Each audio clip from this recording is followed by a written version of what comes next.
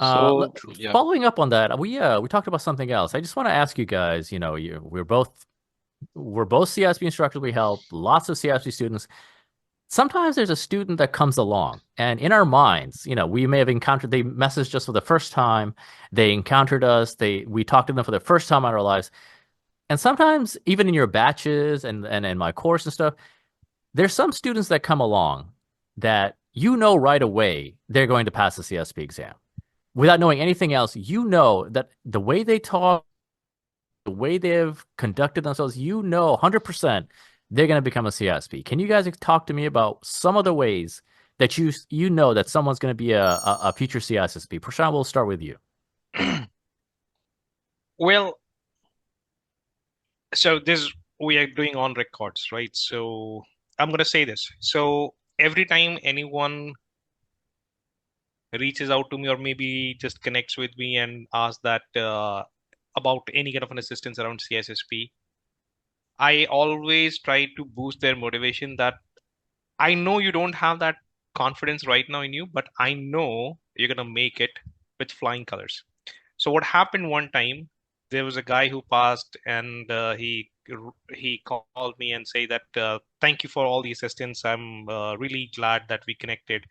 But how you knew that I'm gonna pass, right? So the thing is, I say this to everyone, right? I say this to everyone because I know they're in the total number of people that they are gonna trust and rely.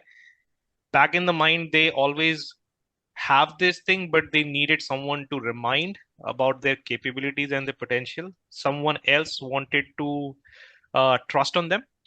But one of the key factors that differentiates between that someone is going to definitely make it during the discussion when they ask the right set of questions. So we picked up an example of IPsec or defilement. They don't get into those kind of detailings that, okay, are we gonna use the like what kind of a configuration we would need, how exactly the details that's gonna happen, how exactly the defilement keys are generated. Nobody asks those questions in CISSP or any of those exams, right? They ask the fundamental and the conventional idea of the things from the level that it is expected for them to know.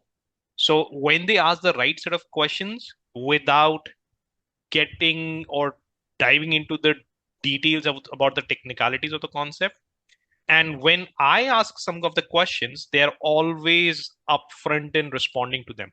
So whatever I try to go very complex forms of questions that I try to come up with, like what is the primary purpose. So this is a question I already asked in the one of the webinars, so I'm going to use that. So what is the primary purpose of having certificates in the PKI, right? So people immediately forget about certificate, they immediately start thinking about the purpose of PKI, like establishing trust or many other factors that like encryption, identity proofing, and many other factors. But they missed out on the word certificate. So what is the primary purpose of certificates is always authentication. Doesn't matter you use in PKI or in your machines or anywhere. So when they look into the right keywords and start answering those things, I somehow I know that they have everything what it takes to become a CISSP. So these are some of the ways you already have your like you get the hunch that people asking right set of question, responding to your questions whenever you ask and or however you ask.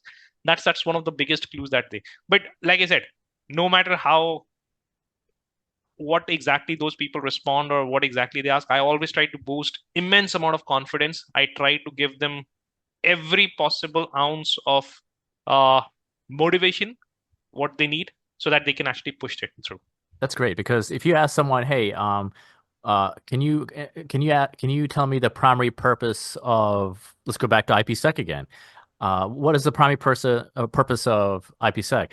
And if you start getting into things like, oh, we have to first establish UDP 500, I proposals, we have to get into security associations, and then we have to do this, they come from a very smart technical background, which is not always helpful. But if they say the answer is, oh, confidentiality, True. that's the CISSP right there. Yep. That person's going to be a CISSP. That reminds me of a guy who pinged me a couple years ago.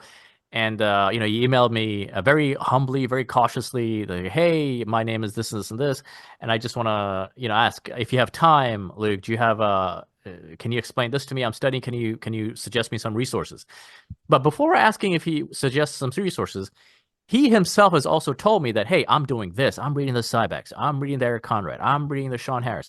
I've done all this and I've done the practice questions. Am I on the right track? Am I doing the right thing? What else do I need? So this person has already done his everything that Due I'm also going to diligence. recommend. And then True. I say, hey, you're doing great already. And I respond back, and the person responds back within like a couple of hours, if not minutes, and within the day. There's no like gap. That means they're about it. They're ready to get this exam done. They're waiting on the information and to execute on that information. And the same person would ping me again after a few days and after a week. And meanwhile, we started building this rapport of going back and forth. And I can just tell by the vibe of the email that this person wants to be a CISSP. He's in this security game. He's not in this for anything else but learning and the concepts and to have that title after his name. And then within like a couple of months, he was very worried. He was very stressing out about things he shouldn't be because he was already over prepared. He was very prepared. Within like the first week, I could tell he was going to be a CSP. And eventually he passed and he became a superstar named Prashant Mohan, who wrote The Memory Palace. That was you, man. Remember? That was you. Yep. Yep. Right. Prob, what about you, brother?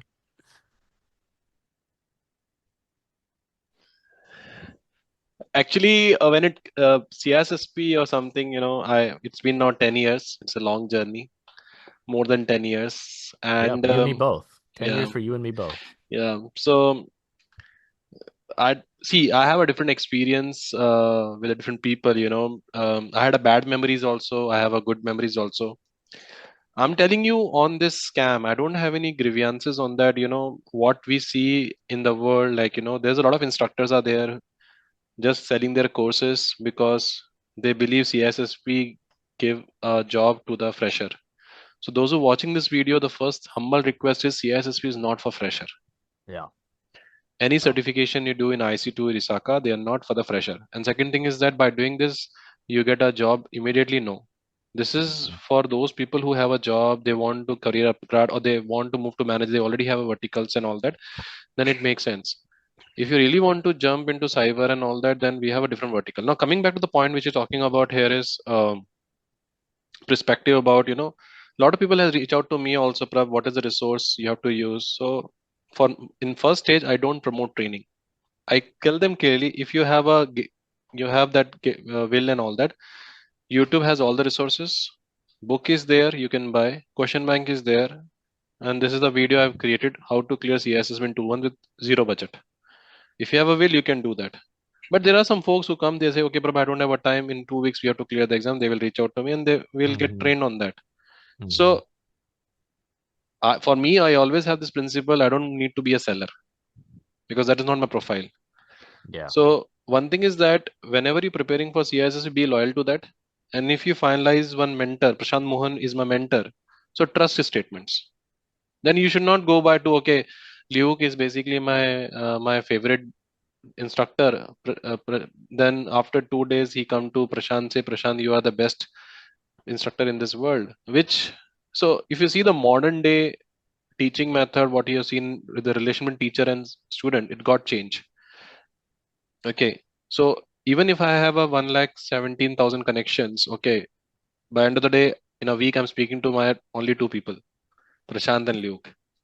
Okay. So that is a reality. Yeah. Yeah. So, people want to meet us, people want to meet Luke, people want to meet Prashant, not because they are good people, because they did something best in this world and they're known for that. So, my only thing is that anything you want to do, do with zero intentions. Okay, finalize one instructor. That's the most important, and trust his guidance. That's the most important thing.